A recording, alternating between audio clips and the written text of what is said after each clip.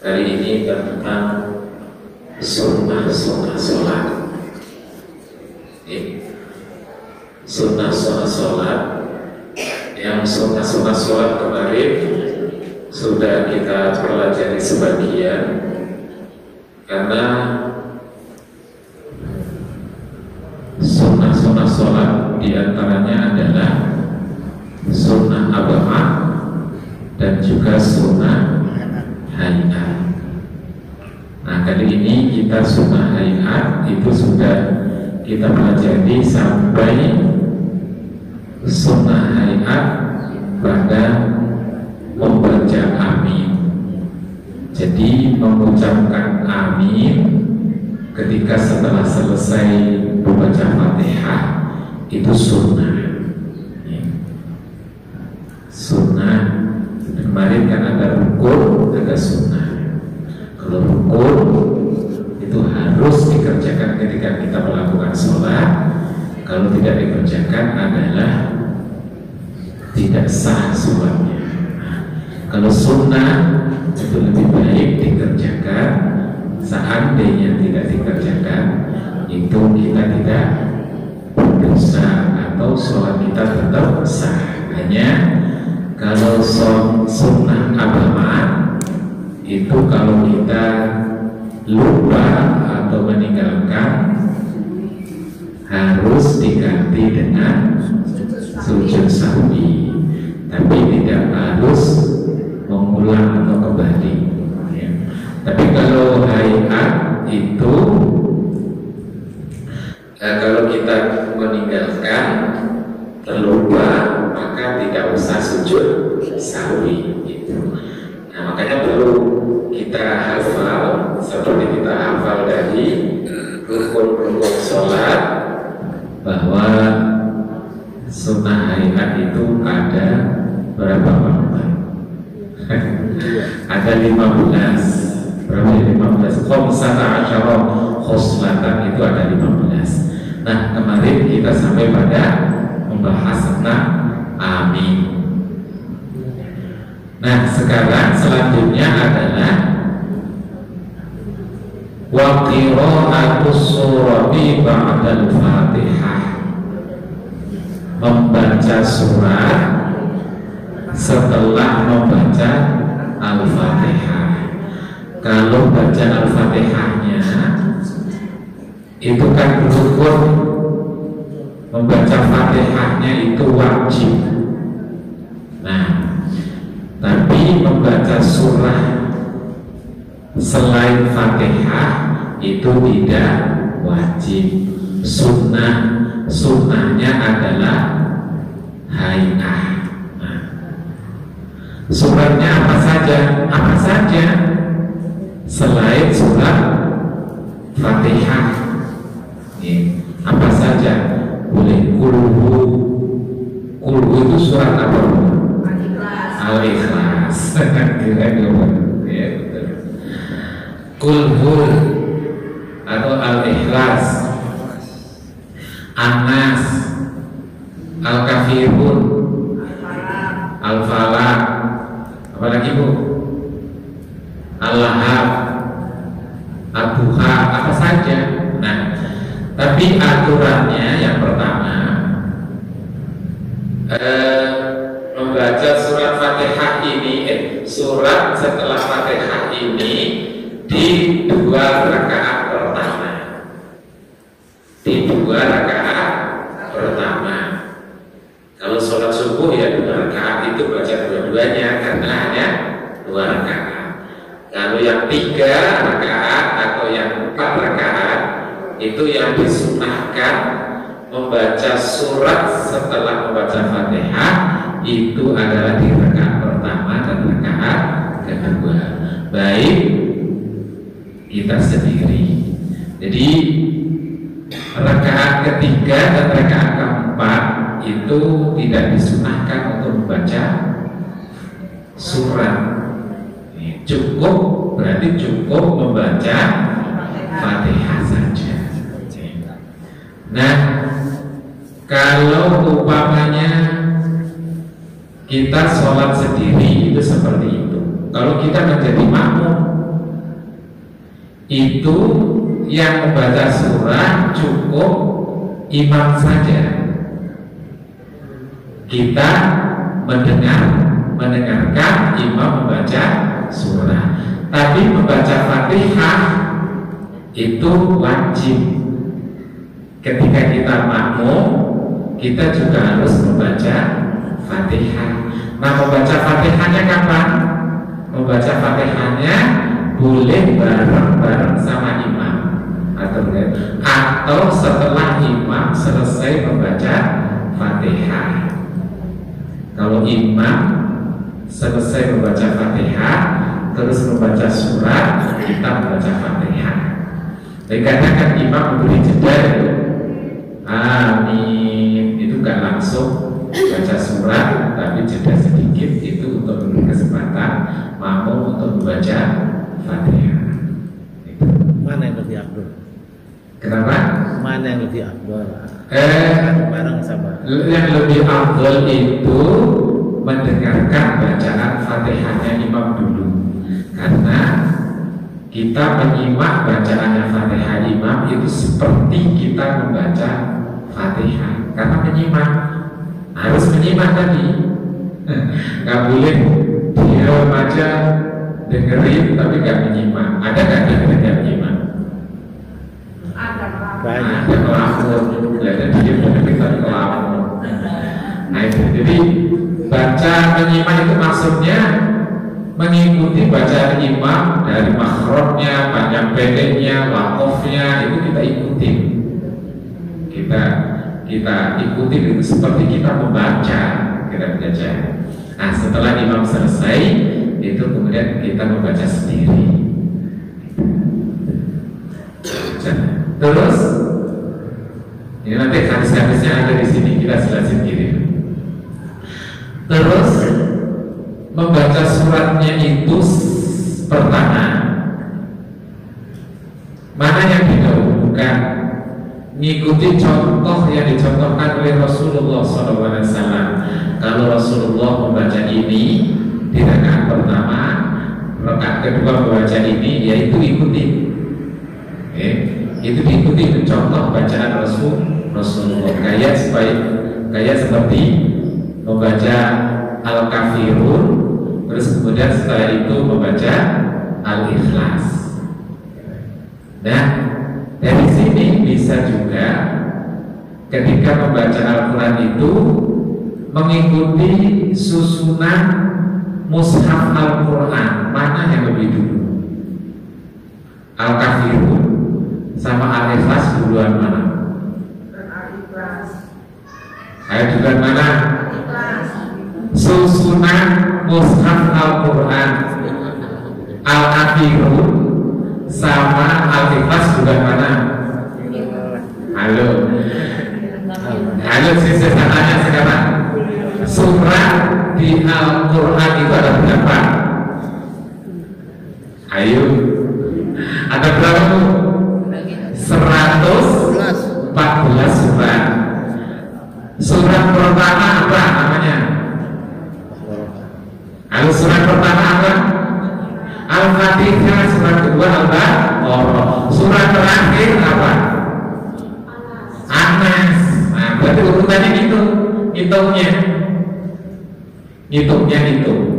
Jadi kalau baca surat setelah sholat Fatihah itu pertama mencontoh yang dicontohkan oleh Rasulullah. Umpamanya itu tadi Rakaat pertama itu membaca Al-Kafirun, rakaat kedua membaca Al-Ikhlas, atau berdasarkan urutan dari letak atau susunan surat dalam Al-Quran. Berarti harus tahu harus tahu susunan ini. Makanya saya tanya, surat di Al-Quran itu ada berapa? 114 surat. Kalau juz berarti apa? Nah, 30 juz. Tapi tidak juz gitu. Kalau juz berarti harus urutan juz 1, juz 2, juz 3. Kayak kalau di Makkah itu, kalau Ramadan itu sholat tarawihnya 30 juz. Itu harus sunnah. Itu sunnah. Kalau sunnah itu berarti lebih baik dilakukan. Kalau enggak dilakukan tidak berdosa, apalagi membatalkan sholat. Enggak. Itu yang kedua ya. Terus yang ketiga, boleh ngambil suratnya itu yang lebih panjang didahulukan daripada yang panjang didahulukan benar, terus yang pendek setelahnya. Contohnya rakaat pertama lebih panjang daripada rakaat kedua. Contohnya kayak Al-Kafirun sama Al-Ikhlas, panjangan mana? Al-Kafirun kan, Al-Ikhlas kan lebih pendek, berapa aja? Al-Kafirun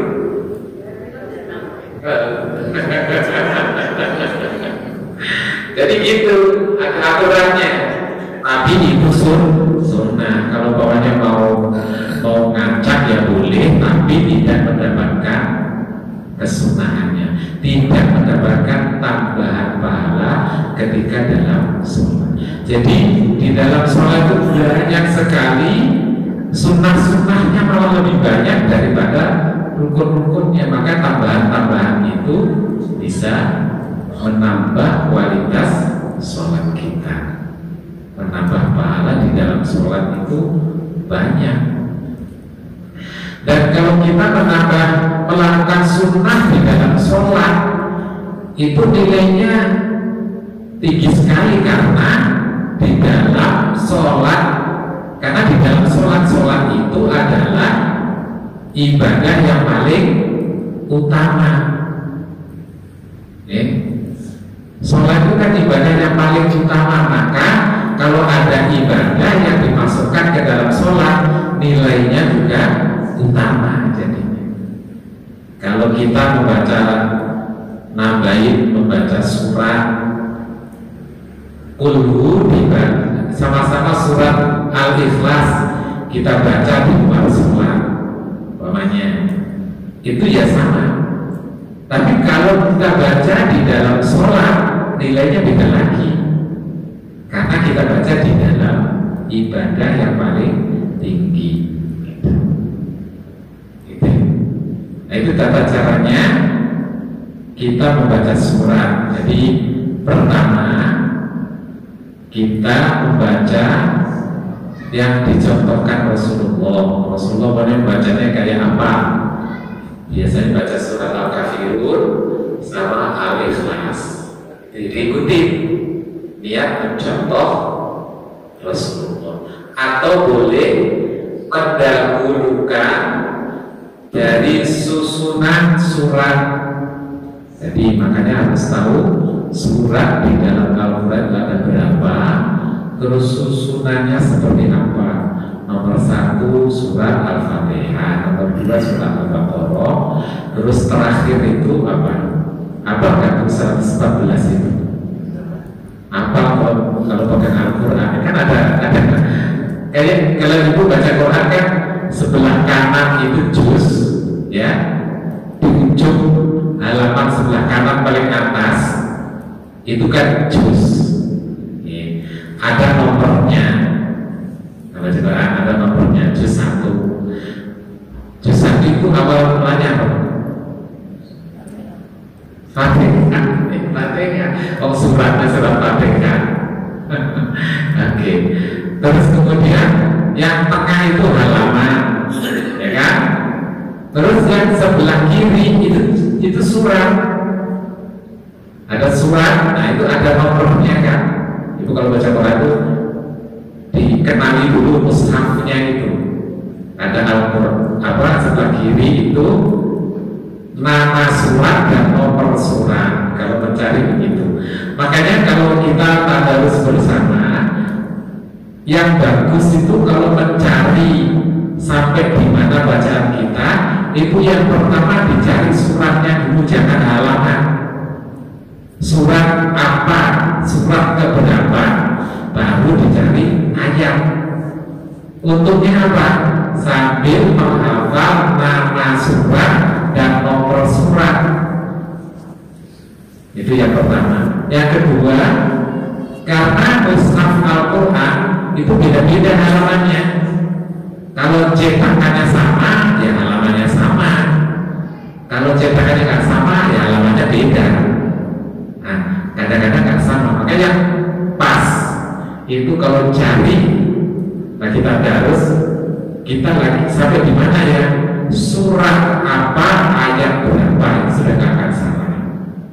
Ya.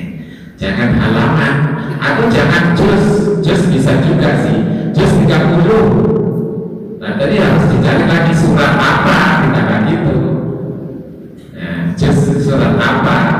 Kalau pakai juz paling efektif ya surat apa, ayat berapa, ya pasti ketemu dan sama. Gitu. Itu tadi yang pertama. Yang kedua ya. Terus yang ketiga itu tadi, kalau enggak ya yang lebih panjang didahulukan pada rakaat pertama dan rakaat kedua lebih pendek. Kalau bisa seperti itu adalah sunnah. Artinya kalau nggak seperti itu juga nggak apa-apa.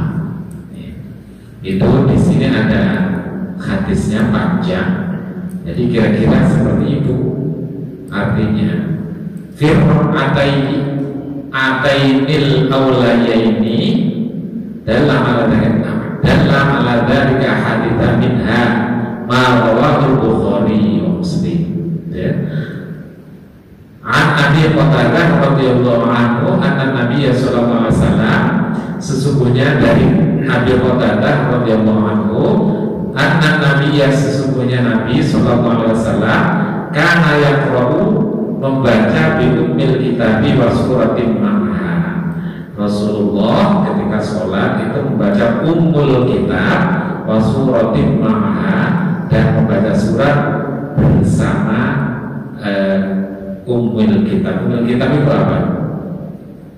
Ummul kitab itu surat Al-Fatihah. Jadi surat Al-Fatihah itu nama lain adalah ummul kitab. Jadi kalau ada acara MC, mari kita buka bersama-sama dengan ummul kitab, itu maksudnya adalah surat Al-Fatihah. Firman atainil awlayaini min sholatil dhuhri wa sholatil asri. Nah ini Rasulullah itu membaca ummul kitab dan juga disertai dengan membaca surat itu di rakaat pertama dan rakaat kedua min sholatil dhuhri, baik sholat zuhur wa sholatil asri maupun di sholat asar. Jadi walaupun tidak jahar sir, tidak dibaca keras, tapi tetap itu membaca surat di rakaat pertama dan rakaat kedua. Tadi kalau kita sholat walaupun makmum itu masih baca surat, kan? Tapi kalau jahar itu tidak usah membaca surat. Itu salah satu. Nah itu sunnah membaca surat setelah Fatihah. Terus kemudian wa takbiratu inda rafi wal khafdi, membaca takbir ketika turun untuk rukuk dan bangun dari rukuk. itu disunahkan membaca takbir Allahu Akbar yang dulu sudah dicontohkan ya. Allahu Akbar itu jadi membaca takbirnya. Kalau rukuknya, sujudnya, dan iktidalnya itu kan rukun, itu wajib. Tapi membaca takbirnya itu sunnah. Disunahkan membaca takbiratul takbir ketika rukuk dan ketika bangun dari sujud. Bukan bangun dari sujud, mau sujud. Ini contohnya di sini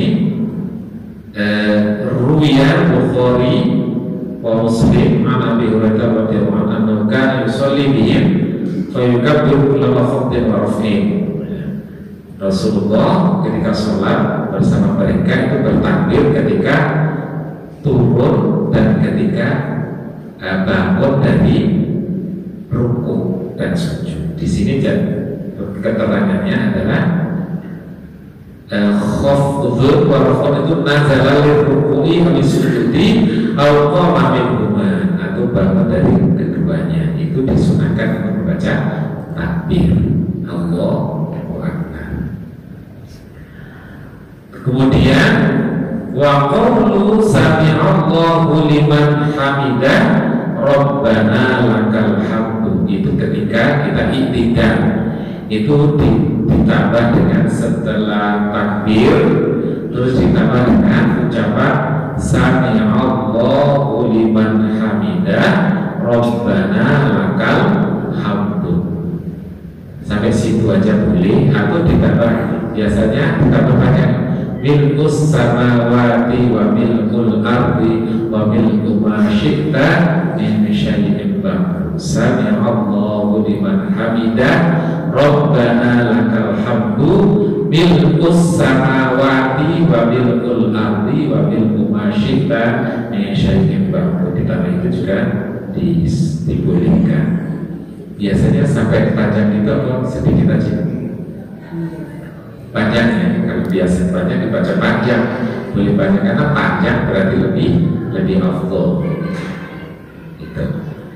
Jadi ketika iktidal bisa membaca sami'allahu liman hamidah.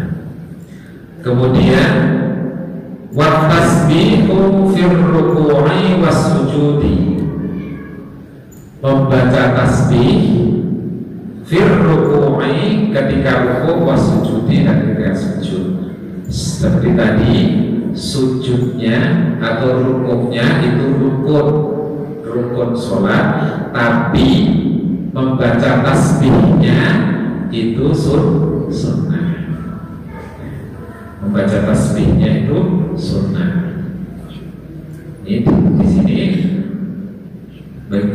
Ruwiyah Muslim wa ghairihi an Hudzaifah radhiyallahu anhu qala, Hudzaifah berkata bahwa sholaitu ma'an nabiyyi, saya sholat beserta Nabi sallallahu alaihi wasallam dzata lailatin, pada waktu malam, wa fihi thumma raka'a fa ja'ala yaqulu subhana rabbiyal azim, thumma sajada fa qala subhana rabbiyal a'la. Jadi yang dibaca tasbihnya itu subhana rabbiyal azim wa bihamdihi, ditambah wa bihamdihi ada thumma sajada fa qala subhana rabbiyal a'la. Jadi doa sujudnya, tasbihnya itu membaca subhana rabbiyal azim, rukuknya wa bihamdihi subhana rabbiyal a'la wa bihamdihi. Itu tasbihnya yang dicontohkan oleh Rasulullah seperti itu membaca sholat. Saya pernah dengar itu karena kalau sholat sebelahnya subhanallah ada. Dia yang mengambil itu membaca tasbih kan di sini, wa tasbihu fir ruku'i was sujudi. Berarti kan membaca tasbih di waktu rukuk dan di waktu sujud kan itu. Nah, tasbih itu kan bermacam-macam. Subhanallah itu kan tasbih. Tapi Rasulullah dalam hadis ini mencontohkan yang diriwayatkan oleh Hudzaifah itu tidak hanya Subhanallah, tapi dijelaskan Subhana Rabbiyal Azim, Maha suci Tuhanku yang Maha Agung. Ketika kita rukuk, sebaik bilang begitu, diperjelas. Kan Subhana Rabbiyal Azim itu Maha suci Tuhanku, Maha suci Tuhanku Al-Azim yang Maha Agung. Itu kalau disampaikan kita sedang tunduk patuh kepada Tuhan yang Maha Agung. Dan Tuhan Maha Agungku Allah itu suci, suci dari hal-hal yang menurut pikiran kita itu nggak baik. Kadang kita akan muncul pikiran yang macam-macam. Jadi sebenarnya Allah sudah pasti suci. Kita sedang membaca tasbih itu untuk mensucikan hati kita supaya bisa mengakui kesucian Allah. Mengakui kesucian Allah, diingatkan hati kita itu bahwa Allah itu suci, suci dari hal-hal yang gak baik yang ada di dalam pikiran kita. Jadi suci, benar-benar suci, bersih, suci dari pikiran-pikiran. Jadi sebenarnya mengingatkan diri kita untuk bahwa Allah itu suci, maka bertasbih kepada Allah. Nah, yang Maha Agung. Kalau untuk rukuk, untuk sujud itu Subhana Rabbiyal A'la, yaitu Maha suci Tuhanku yang Maha tinggi. Beda tinggi sama agung. Jadi kalau rukuk itu mengakui keagungan Allah. Terus kalau sujud itu kita bersujud sampai sepasrah-pasrahnya mengakui ketinggian Allah, bukan tinggi tempatnya, tapi ketinggian ya semuanya, kesempurnaan Allah Subhanahu wa Ta'ala. Jadi kita itu di hadapan Allah itu benar-benar rendah. Jadi harus mengakui. Jadi pengakuan terhadap keagungan Allah mengakui tentang kerendahan kita, kedoifan kita, kelemahan kita, mengakui akan keagungan dan ketinggian derajat Allah Subhanahu wa Ta'ala. Maksudnya kita diajarkan itu supaya kita bisa tunduk dan patuh kepada Allah. Untuk mengerjakan perintah-perintahnya itu gak ada keraguan, yang ada kemantepan, mantep, yakin bahwa apa yang diperintahkan yang Maha Agung, apa yang diperintahkan oleh yang Maha Tinggi itu pasti baik untuk kita. Oleh karena itu saya menjalaninya sepenuh hati, penuh dengan ketundukan, kepatuhan kepada Allah Subhanahu wa Ta'ala. Jadi sholat itu begitu, untuk menyadarkan diri kita bahwa kita itu lemah, kita itu sangat tergantung kepada Allah Subhanahu wa Ta'ala. Oleh karena itu orang yang rajin sholat mestinya gak ada itu kesombongan, terus gak ada pembangkangan. Semakin rajin sholat, semakin tunduk patuh kepada Allah Subhanahu wa Ta'ala. Kalau semakin tunduk dan patuh, semakin tenang, semakin tenang. Itu. Nah, kalau ada orang yang baca sholat cukup Subhanallah, ya gak apa-apa. Itu juga termasuk tasbih, tapi gak seperti yang dicontohkan Rasulullah. Kalau ada ya gak apa-apa. Kalau contohnya gak baca aja gak apa-apa, ya kan? Jadi sujud aja orang dong diam, tumanina, karena tumanina itu rukun. Yang penting sujud, tumanina, udah diam aja gak baca apa-apa. Nah itu juga sah, karena membaca tasbih itu tadi sunnah ainah. Nah rukuk juga seperti itu. Jadi boleh Boleh membaca subhanallah aja, boleh. Nggak baca, boleh. Karena sunnah. Terus kemudian selanjutnya wawaqul yadaini 'alal faqidaini fil julusi yabsutul yusra wa yaqbitul yumna illa musabbihata fa innahu yushiru bi mutasyahidan. Ketika duduk, kan tadi bangun dari sujud, meletakkan dua tangan di atas paha. Kalau lagi duduk ya, meletakkan dua tangan alal fakhidaini di atas paha fil julusi ketika duduk. Meletakkan tangan, kedua tangan di atas paha itu sunnah. Berarti meletakkan di tempat yang lain nggak apa-apa. Pokoknya nggak ditaruh di paha, tapi pegangan karpet gini. Nah, itu nggak apa-apa. Karena meletakkan dua telapak tangan di atas dua paha fil julusi ketika julus itu duduk. Nah, ini kayak duduk sini. Terus yang sutul yusro, tangan ini dilebarkan, wayang ditulungna, melebarkan tangan kiri. Terus tangan kanan digenggam, kan ini.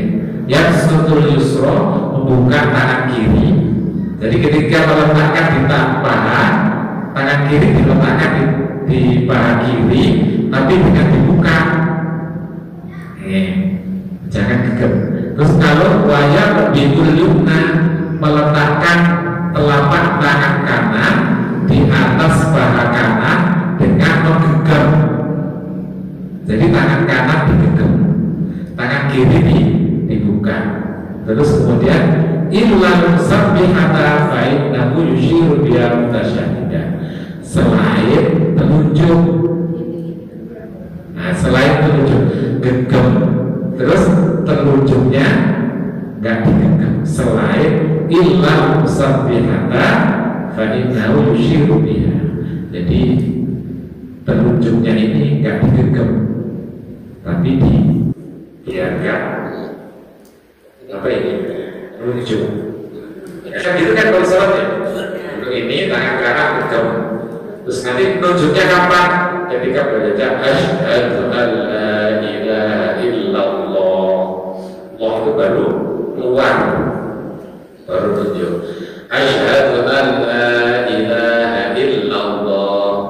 Nah itu tunjuknya, gegemnya.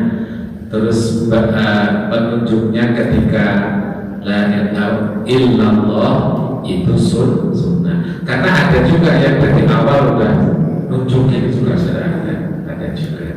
Itu nggak apa-apa. Itu sunnah. Jadi jangan kaget gitu. Itu sunnah.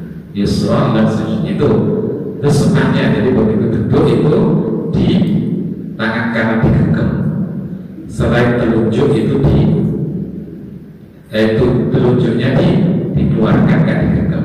Terus tangan kiri, telapak tangan kiri itu dilebarkan, dibuka.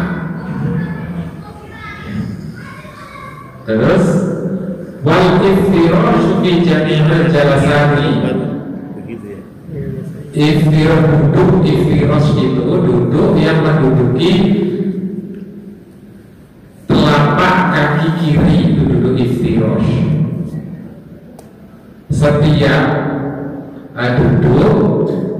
Setiap duduk di dalam sholat itu duduknya dengan menduduki kaki kiri, ya. Wa tawarruku fil jalsatil akhirati, dan duduk tawarruk ketika duduk terakhir. Jadi yang tawarruk itu terakhir. Tawarruk itu apa? Yang pantatnya langsung ke karpet, itu namanya duduk tawarruk. Yang kaki kirinya dikeluarkan di bawah kaki kanan, itu namanya duduk tawarruk. Jadi semua duduk di dalam sholat itu iftirash, pakai duduki kaki kiri, kecuali kalau kita duduk di akhir sholat itu apa? Berarti tahiyat akhir itu duduknya tawarruk dengan seperti itu. Ya, fil jalsatil akhirati. Itu yang ke-14. Wa taslimatu tsaniyah. Wa taslimatu tsaniyah, membaca salam. Ats-tsaniyatu, yang kedua. Kalau membaca salam yang pertama rukun, berukun kan? Wajib. Tapi untuk salam yang kedua itu sunnah hayat. Jadi kalau salam yang pertama itu wajib, kemudian membaca salam yang kedua itu tidak wajib. Itu. Ini semuanya adalah sunnah hayat, sunnah yang apabila kita lupa tidak melakukannya tidak perlu diganti dengan sujud sahwi. Kalau abad itu sunnah yang apabila kita meninggalkannya itu diganti dengan sujud sahwi. Abad kemarin apa itu? Sunnah abad kemarin apa? Tahiyat awal sama doa kunut. Nah itu cukup diganti dengan sujud sahwi. Tapi kalau kita meninggalkan rukun, artinya kita lupa tidak berukun, itu harus balik, tapi dengan membaca, harus diulang, terus kemudian membaca apa yang ketinggalan. Itu udah. Baik, ini sudah terakhir, nanti akan kita teruskan fase berikutnya. Di sunnah hayat, sunnah salat sudah selesai, nanti kita akan berikutnya. Kurang lebihnya mohon maaf. Wassalamualaikum warahmatullahi wabarakatuh.